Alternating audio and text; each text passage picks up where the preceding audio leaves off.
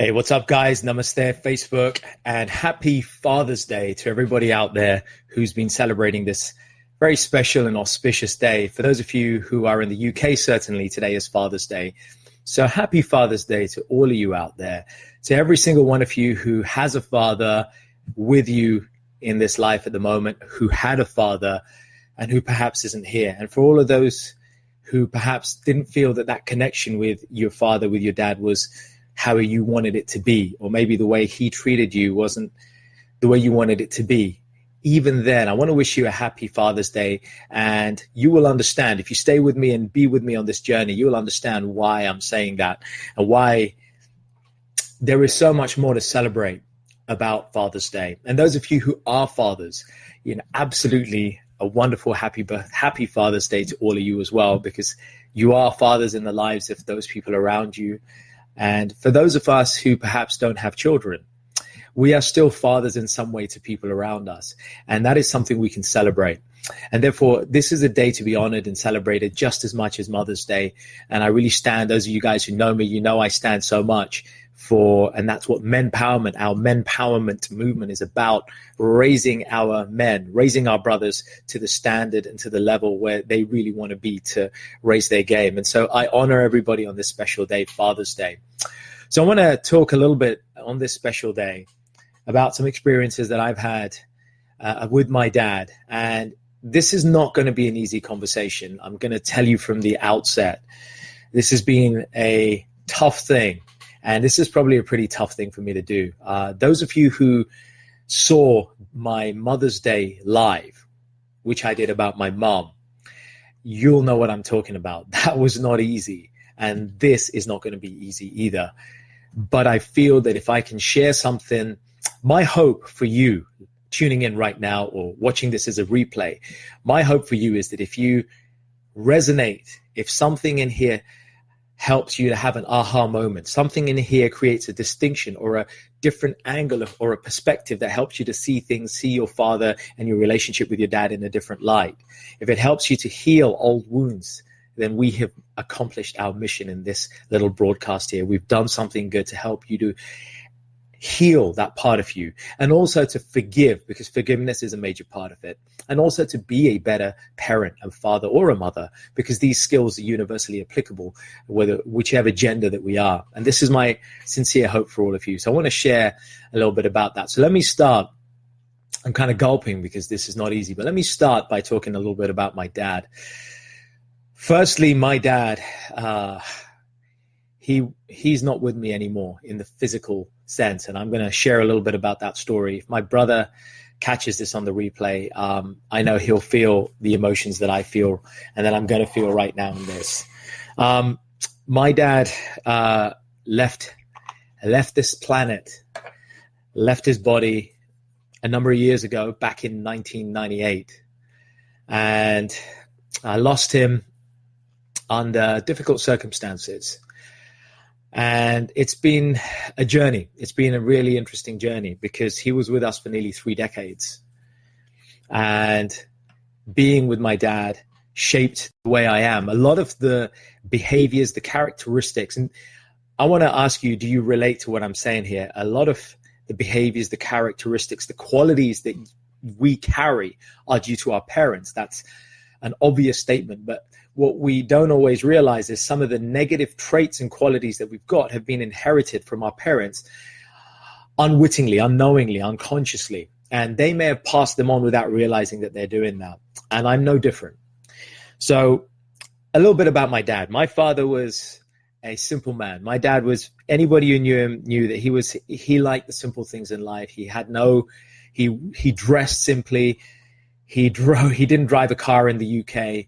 I drove, but he didn't drive. He drove back in East Africa, but not here. So we came to the UK here in the early 70s. Like many of you tuned in here, you may have come from East Africa to UK. We left Uganda. My father was born in East Africa.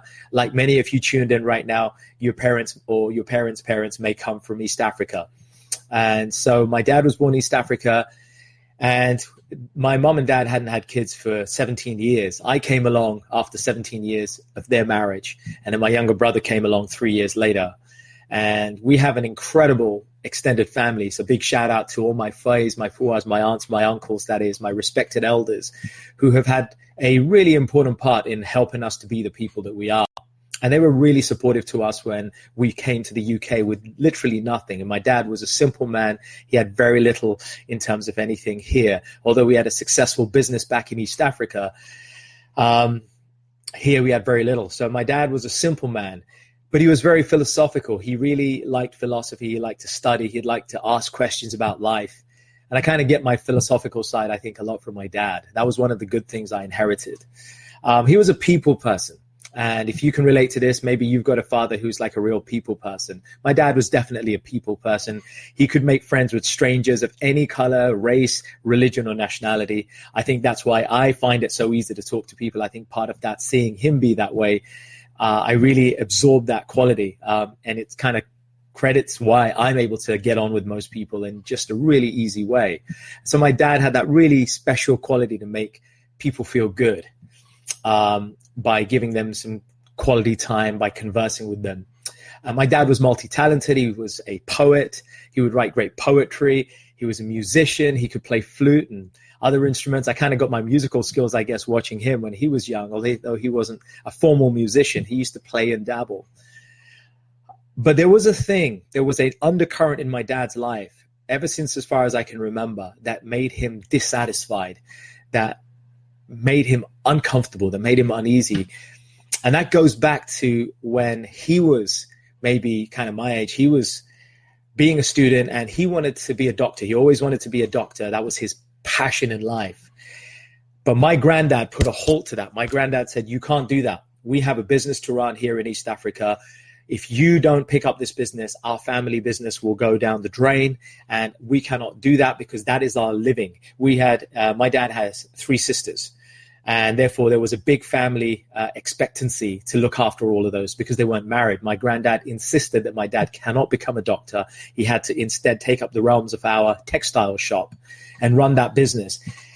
And that had a profoundly adverse impact on my dad's thinking. My dad, I think he never forgave my granddad for cutting his wings, for clipping his wings, from stopping him from pursuing his medical career. And instead he found himself in this shop having to do mull drudgery, boring, unfulfilling work, selling stuff to make an honest living, to look after his amazing sisters, my aunts, who are incredible human beings, and to look after the family and to look after my mom. And all of this really placed a lot of pressure on his head. And I think that shaped him a lot. He became quite remorseful about that. And it started playing out in his life. My dad enjoyed drinking. And sometimes my dad would drink a little too much. And this became something that I feel that for my dad, and please forgive me if my family are watching, please forgive me. I'm speaking with great authenticity and with heart about my dad. And I mean no harm in what I'm saying. But my dad did drink more than he ought to. And that played out for many, many years. And that just got worse when my mom died. And yet my dad was a brilliant scholar. He was a philosopher. He could outthink so many people. There was this magical side about my dad, the way he could weave words. And yet there was this other side. And that other side started to creep into our daily living. When my mom passed away, I was 13. My brother was younger. And my dad was heartbroken by losing his wife at such a young age. My mom was only 43 when she died. And that really had a profoundly adverse effect, again, on my dad, because he felt he'd lost his life companion. And for him, turning to habits that could be regarded as obsessions or habits that are not the most best, they became his friends. He loved spending time kind of going to the bookies. My dad used to smoke. And I'm not making him bad for that. But my dad found outlets that weren't the best and most beneficial for him. And unfortunately, that played out for us in our lives as well. And yet he was the head of the family. He tried his best to look after us, the best he could. He tried. And so my relationship with my dad, I want to just touch on that a little bit before moving on. My relationship with my dad was, he loved me and my brother. He just didn't kind of show it the way I guess I would have liked to. Now, looking back, maybe he could have been so many things, but he wasn't. And, my dad never gave me much validation. He never gave us validation. He wasn't very forthcoming. Like, I would get A's at school. He would never kind of say, hey, that's amazing. You got A's? That's awesome. I would get A's at college. I never really had him. He'd just say, okay, yeah, well done. It's great.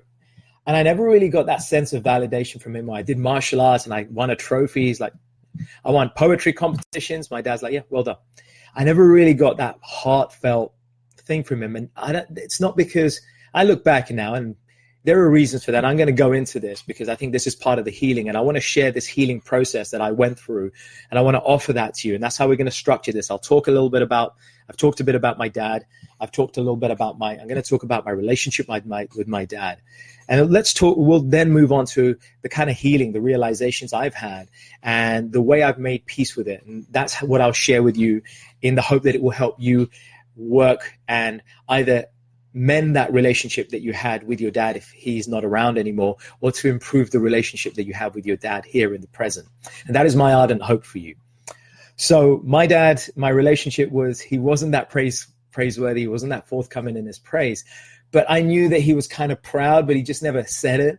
And I think that impacted me because it impacted me badly, because I really looked to him to kind of get that praise, to say, hey, well done, you did great. When I went and graduated at university, I didn't get a whole lot from him. He just kind of came along. And I feel bad for that, but that was his thing. He wasn't very tactile. We never really got hugs. He wasn't a huggy kind of guy. And you know what? I think when I lost my mom, I really missed that hug. I really missed that kind of feminine energy. And I then kind of looked to my dad. My dad became our mom and our dad combined. I never really got that from him. And so I missed that kind of tactile sense. I missed that kind of validation. He wouldn't always appreciate kind of what you're doing. And sadly, he would sometimes put us down. And it was difficult because he would put us down.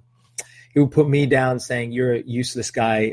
There's a word, nalayak, in Gujarati. It kind of means like you're useless nothing. You're good for nothing. And he would sometimes say it, not necessarily super harshly, but he would say it in a way that at least would hurt me. And that was in my teens. It was in my 20s, right up to close to when my dad passed away. He would sometimes put us down, put me down, put my brother down. And it really hurt. But the thing is, I know that wasn't his true nature, right? I look back and I can see now that wasn't his true nature. He was playing out. What I want to put to you is sometimes our parents say and do things to us. They treat us in certain ways, not because they want to or they mean to, but that's the only way they know how. That's the conditioning that they've inherited from their parents. That's the conditioning that they've built up due to whatever they experience, and now they're projecting, okay?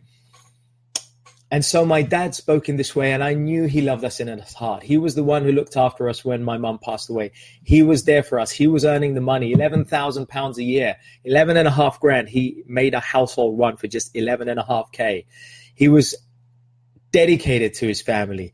He was loyal to us. He cared for us, but just not in the way that I would have really liked. And yet he would then put us down, and he would just speak really harshly. And I remember once a really sad time where he had been drinking, and he was putting me down just one night and just using language that, I'm not going to repeat here.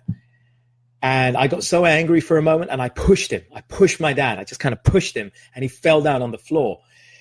He had been drinking, so he lost his balance, and he just fell to the floor. And I cried, man. I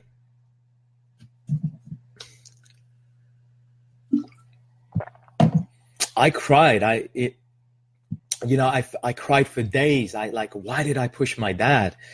And it really beat me up inside that I was physical with my own father, And it really hurt a lot. But then what he said really hurt me. But I regret pushing him. I should never have done that. And that taught me a lesson about being able to control my senses, being able to control my temper, being able to not respond. And I think it's one of the things that actually has helped me to be a calm person. that horrible incident shaped the way I deal with anger for the better, for the good. And I think that's kind of just one of the ways amongst many that, has shaped the way I am today. And what I want to share with you is the way those things have affected me in my life for many years is that, let me just talk about my dad's passing away. My dad passed away when I was 27. And in the last, he passed away of cancer. We didn't know he had cancer. And in the last couple of months of his life on this planet, he developed weight loss and other symptoms that were potentially symptomatic of cancer. But the GPs never did anything. There was a misdiagnosis. And then it was only in the last couple of weeks of his life that we said, we got to get him into hospital. He's got serious weight loss. That's when they did biopsies. That's when they discovered he had cancer. And by then, my father had become a different human being. He had given up the so-called vices, or what people would regard as vices. He had become a real simple person. And my dad was never a religious guy. He was kind of spiritual, but he was never religious. And in those last few weeks, he became quite a pious man, a godly man. He would recite God's names. He would think about something and he would look up like this. I'm going to show you. He kind of look up like this and he would kind of raise his hands up. And in his last 2-3 days, we would see him kind of looking up like this. And he's looking at something in the hospital above our heads, like 6 foot high. We couldn't see what he's looking at. But I've seen this before, that he was seeing some future that he was going to go to. He could see some sort of entity, perhaps, something that we couldn't see where he was going. And it was almost as if he was calling and saying, forgive me, I'm ready to go. And it was just an unforgettable time. It's etched in my memory, my brother's memory as well, I'm sure. And my dad became somewhat of a saint in his last few days. And maybe because we had changed our lives, I'd given up a lot of the vices that I had. Seeing my dad and the way he was, I became really determined that I don't want to be that way. And I started changing my life for the better. And I think maybe that rubbed off on him because I became quite spiritual. I hung around with monks and people from different spiritual organizations. And I think that paid off, that rubbed off on him. And somehow or other, by osmosis, whatever good I was doing and accumulating in my life, my brother was doing the same. It kind of rubbed off on him in those last few weeks. And he started becoming this saintly person who had no attachment anymore to material things, to the point that he would just ignore most people and most conversations. He only wanted to be in this meditative, prayerful state. And he passed away in my arms. My brother was right there. We were the only people in the hospital, Northwick Park Hospital in Harrow. Those of you know that. He just passed away in my arms. He just breathed his last, and my brother was there, and we were both holding his hand either side. My brother had his left hand, I had his right hand, and my dad just breathed his last breath and just left. And it was profound. We immediately started reciting Sanskrit prayers and invocations to ensure that his soul would leave his body swiftly and cleanly, and that his soul would be safeguarded to move on, to hit the next journey in his life. And we were very focused. And it was that spiritual training, I guess, that I got that helped me through that. If I wasn't that spiritual way, there's no way I would have coped with that. Hey, guys, in case you can't hear me, just let me know. But I'm going to assume you can hear everything quite clearly. That time, my spiritual fortitude, whatever I had accumulated from the age of 17 or 18, when I embarked on my spiritual journey after losing my mom, from the age of 17, that philosophical, spiritual side was my saving grace when my dad passed on. I was able to hold it together. My brother was able to hold it together. We were able to see him off with dignity, with strength, with honor. And I look back at how it shaped my life, and I just want to share, and tell me if any of you relate to some of this. I became hungry for validation. My dad didn't give it to me, so I've spent decades seeking excessive validation from people, right? Asking people, am I good enough? Do I look good enough? Hey, is my job good enough? Have I got a nice enough house? Is my car good enough? Is this good enough? I just started looking everywhere else for validation because I never got it from my old man. I became a workaholic. I was addicted to achievement. I'm not even ashamed to say it. I was addicted to achievement. I was trying to get my dad's approval when he was alive. I would work crazy hours. I was holding 2 jobs down whilst doing my degree, to help to pay the bills in the house. My brother was doing the job. We were working 2 jobs while doing degrees. I was cooking dinner, taking my dad's role to do all the housework because my mom had passed away. It was not an easy life. It was not an easy life. And then my dad with his kind of feeling down a lot because losing my mom, turning to alcohol sometimes, it was not easy. But somehow my spiritualness got me through, but it left me an overachiever. I just constantly felt the need to just go and achieve. And that drained me. I got adrenal fatigue. I got health issues as a result because I was working crazy hours. And it was all because, and I look back, I realized it was because I was trying to please my dad. I was trying to get his approval. I felt really closed up about my emotions. My dad wasn't tactile enough. So I never really kind of had that kind of hugging vibe, but then I couldn't even express myself real clearly to people. I really felt that I wasn't being as emotionally free and emotionally generous with people as I could have been. I felt that I wasn't giving praise and encouragement to people that I should have been because I felt I inherited that from my dad. And the other thing, maybe the biggest thing of all, for years, because of what the relationship between me and my dad was, I felt that I wasn't good enough. I just felt that I wasn't good enough in my life. I wasn't good enough student. I wasn't good enough son. I wasn't a good enough employee or a boyfriend. I just felt that for years. I just felt I wasn't good enough. And I don't know if any of you can relate to this, but if you can, I want you to dig down inside and I want you to realize that it's not about you or me being good enough. It's what we inherited. It's what we interpreted our parents' behavior on us to be. That's what shaped us. It doesn't mean that it's true. It doesn't mean that we're not good enough. It doesn't mean that we're not lovable. It doesn't mean that we are great and we need validation. It doesn't mean that. It just means that our parents projected what they had and we inherited it. And so what we've been doing, many of us, and what I've been doing is carrying around all this baggage that my dad had.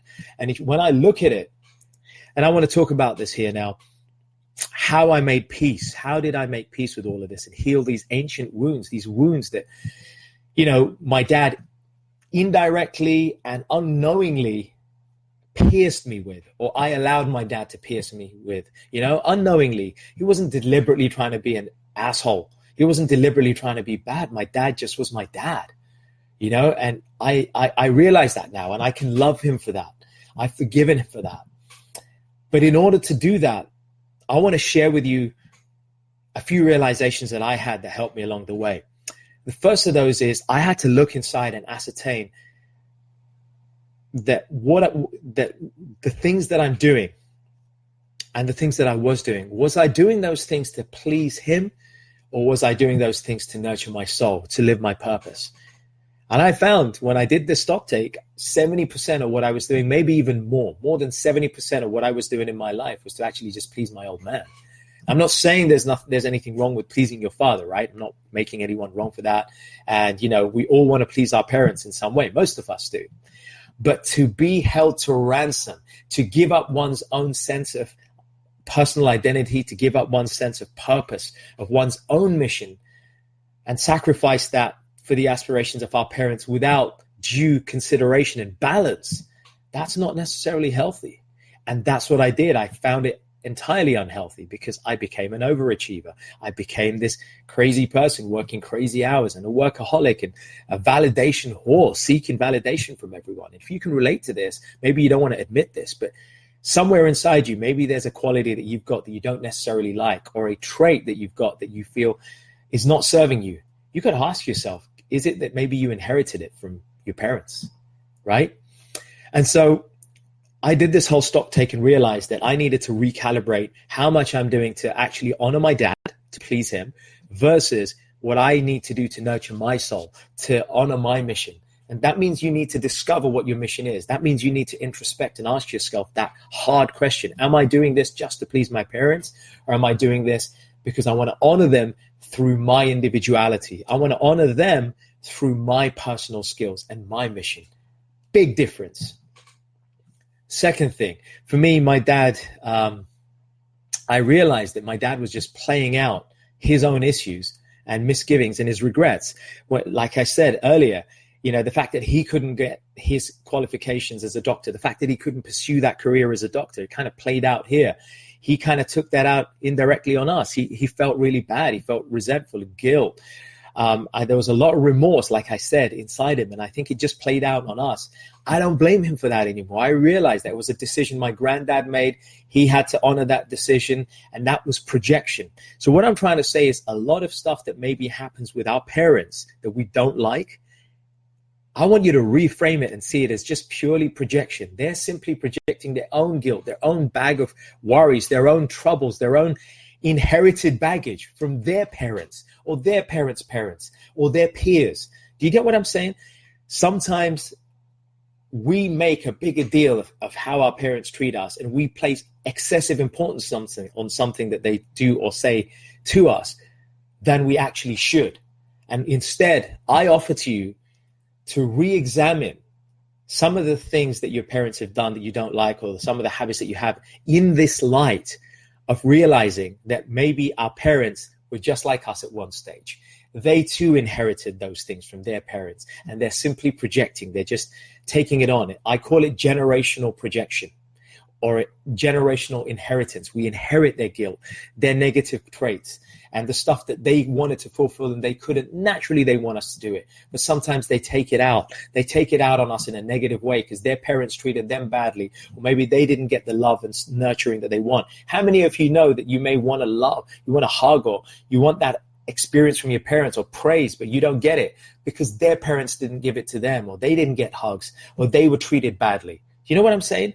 So I really want you to just start reframing. And this is what I want to put to you. My tip number 2, my realization number 2 is to start reframing and re-examining those traits that your parents may have had, and those ways that your parents treated you or treat you in the present day that might actually not mean that they're a bad person or that they're evil. I want you to start seeing it as just simply their inherited bag of beliefs and behaviors. And they too are stuck. And when we realize that, we can find a path to forgive them. We can find a route to forgive them, knowing that it's not them. It's just what they've inherited. It's just their conditioning.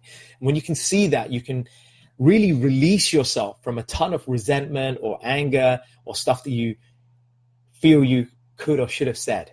Does that make sense? The third thing I want to share, and this is kind of more spiritual and metaphysical, but bear with me on this one. This is urban spirituality after all. And that's how we roll here. Our parents, my dad, for me, was my teacher. Not just as in a teacher during my life, but the way he treated me, the behavior he exhibited, and the relation I had with him was all part of my learning in this life. For those of you who believe in past lives, and those of you who believe that we've lived before, we made a soul contract. In a previous life, a contract was made between that soul and this soul, me, that soul would become my dad in this life, and I would learn certain lessons from him in that body of my father, right? In the form of my father, because there was that soul contract. And soul contracts is a whole other conversation. Snare's awesome to this. I won't go into it here. But soul contracts are agreements between souls to help one another evolve in this circle of life and death. And therefore, I see it that my dad was there to teach me something. He was my teacher in life. He was there to show me what I don't necessarily want to embrace. He was there to show me what the best of him that I could embrace, his multi-talentness, his ability to break the ice with people. I absorbed all those awesome qualities. But then the other qualities, he was there to show me that, when you turn to certain things, they're not healthy for you. When you withdraw and you introspect and you stay within and you stay closed up, that's not good for you. And therefore, I put to you that our parents are our best teachers in more ways than one. When you see a quality in your parents, or when they were alive, or if they're alive now, that you don't like, see it as an opportunity for you to learn. And that's what I did. When I realized that my dad's my teacher, he's just got his thing. He's just another soul on this journey on life. He's not like my senior or junior. He's just another soul. He happens to be occupying a body, and therefore his relation to me is as a father in this life. But he's just another soul on the metaphysical meta level. He's just a soul, and he's got his own learning. And I think when you recognize that about our parents, that they're just like us, they're just people making mistakes. They're adults. They make mistakes. They screw up just like us. You give yourself permission to forgive them. And you take off a whole weight off your shoulder and this chip on your shoulder about your parents not loving you, not this, not that. You can let that go. You can dissolve that. That doesn't mean you're exonerating them of the way they treated you. I'm not saying that. But I'm saying that it gives you a path to free yourself from resentment, remorse, regret, anger, hatred towards them. Instead, you can start loving them for their essence, for who they really are, spiritual souls on a journey in life who happen to occupy the position of father and mother. Imperfectly or perfectly, no matter how good or how bad a job they've done, they are our parents in this life. And we can honor them the best way we can honor them, I feel, is to forgive them, to accept that they have flaws, and to coach them the best way you can. And therefore, I want to close with a small meditation that I invite you to do. Whether your father is alive right now or whether you've lost your father, I want to invite you to try this little meditation with me to heal those things that you feel you need to heal. So I'm going to ask you to close your eyes. If you would do this with me, you don't have to, but I want to invite you to close your eyes. And I want you to bring in your mind's eye a vision of your father. And that vision is the vision of your father that you most relate to, right? It might be your father 10 years ago. It might be your father here and now today. Or it could be your father in the suit and the outfit and the mannerisms that you best remember him by. I want you to bring that into your mind's eye right now. As your eyes are closed, I want you to bring that vision into your eyes. And I want you to, when I click, just start to amplify that vision. Just really bring that vision brighter, make it brighter, make it more vivid. See your dad in your mind's eye. And when you have him in your mind's eye, I want you to find a spot to sit or stand close to him so you can speak to him. I want you to walk up to him and take a chair. And I want you to visualize that maybe he sat down now as well. And I want you to visualize that you've pulled up a chair and you're now next to him, okay? Face to face, sitting opposite him. And when you've done that, I want you to bring to the forefront of your memory whatever anger, whatever negative emotion you have, or whatever feeling or emotion that you wanted to express to him, but you haven't, that you never got a chance to, or that you'd like to.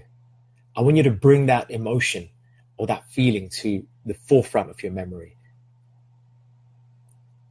And when you've got that, I want you to express to him, if it's something that you are angry with him at, or something that you find hard to forgive, or something that you feel he let you down on, I want you to just, in that vision in your mind's eye, I want you to look him in the eyes and just say to him, Dad, I want you to start the sentence like this. Dad, what you did in that situation, or what you did during those times, really hurt me in this way. I'm going to give you a moment to do that. I want you to articulate what that thing, that emotion, that thing that he did do or didn't do, the way he let you down, or whatever you feel frustration or resentment or remorse about, or anger. I want you to articulate that. And I want you to phrase it in that specific way, that thing, I feel hurt, and articulate the emotion. It hurt me because, articulate that. I'm going to give you a moment to do that.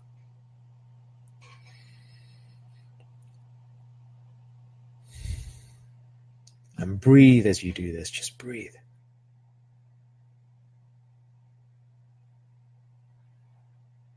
If you're finding this hard to do, I want you to just take a deep breath and just let your memory go back to that deep-seated ancient wound that you're carrying around about your father, or the thing that you regret that you never told him. The feelings that you had for him, you loved him and you couldn't say. Bring that up. Breathe in and bring that to the forefront of your memory. Breathe in and bring that to the forefront of your memory. When you've got that, I want you to express that to him. Just like we've described, dad, or papa, father, pitta, daddy, however you want to refer to him, dad. I miss you, dad.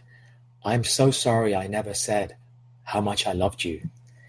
Dad, I'm sorry that I wasn't the son you wanted me to be or the daughter that you wanted me to be, but I am a complete person in myself and I'm always trying to become better.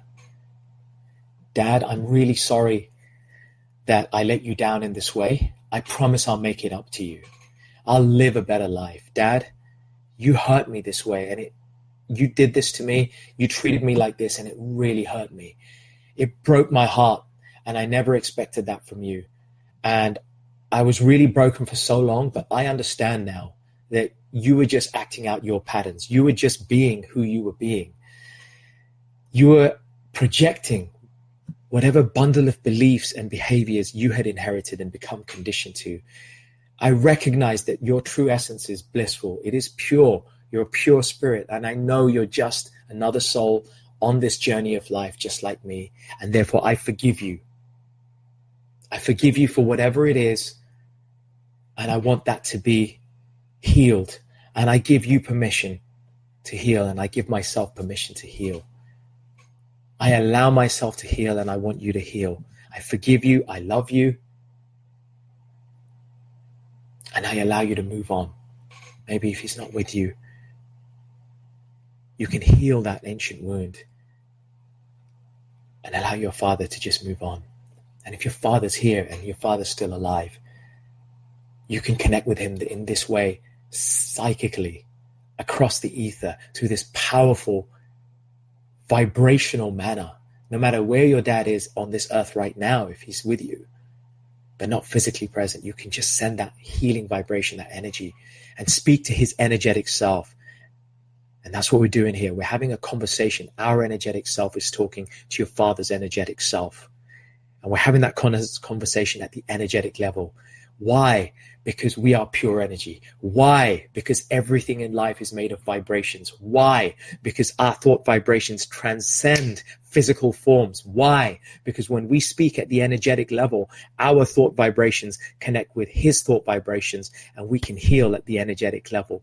Why? Because when we heal at the energetic level, we heal at the physical level. Why? When we heal at the physical level, we heal spiritually and our life transforms. And that's why we're doing this, my friends. So take this deeply. Breathe in. Allow yourself to heal by forgiving your father, by expressing all those things. And if you need to cry, if you need to be emotional right now, be that. Just sit in that space. Don't suffer. Don't suppress. Just allow that emotion, whether it's a feeling of love, anger, regret, or just joy and gratitude. Just let it come out and let that connection happen at the energetic level. I'm going to let you take a few more breaths in and out. Breathing in, out. Breathing in. Breathe out forgiveness. Just emanate that forgiveness energetically. Work with him. Show him your true self. Show him that you're a complete human being in yourself. Show him you're a vulnerable person who gets hurt, who has emotions. Show him that you love him, that you forgive him. And if you can't love him, forgive him. And if you can forgive him, try to love him. But this is our day. This is our chance to energetically heal those things. And if you're a father right now, do this with your father. Heal those bonds and misgivings with your own father so you can be the best father to your children, so you can be the best husband to your wife. You can be the best partner for somebody in your life. Heal that inside you today. That is my invitation for you. I hope this has been valuable. It may not have been easy for some of you, but you stayed with me till the end. Those of you who have, I hope that you found it valuable. I hope that you will take this. And my aspiration is that you'll share. You will share this to help somebody you know who could deal with this healing. And you'll share the one that I did with my mom about Mother's Day. You can look back and you can share that.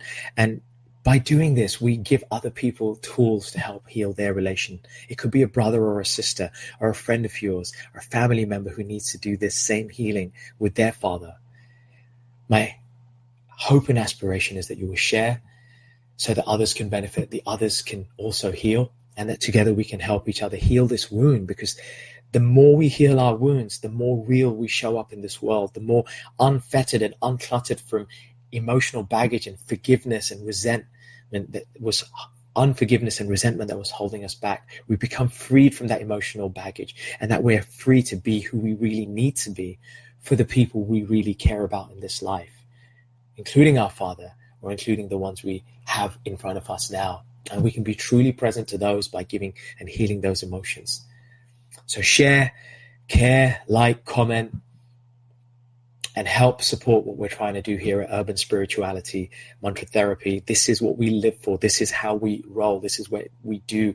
Whatever we do, every single retreat that we run, like the one we're going to do in Hungary in a few months, every single Facebook Live, every single podcast on our incredible Urban Spirituality podcast on iTunes, on Stitcher, on Spotify. Go check it out. Urban Spirituality. Whatever podcast we put out, whatever retreat we run, whatever workshop we run, whatever event we run, we do this because we want people to heal and be their best. We need that. We need authentic people. And the world needs more people like that. The world doesn't need fake gurus. The world doesn't need more religious institutions. The world certainly doesn't need wannabe fancy guys running around and gals thinking that they've made it in life with material goods. The world needs this authentic dialogue, and that's why we exist. So help us with Urban Spirituality. I really mean that with my heart. Help us grow, support, join our staff, like our podcast, come on our retreats, on our events, coach with us. We offer awesome coaching in this way. We keep it real. And so you know from this little insight the kind of experience I've had, and I will coach you if you wish to help you in your journey. We have a team. We will coach you to help you be the best of yourselves, and we need to help each other. That's all I got to say.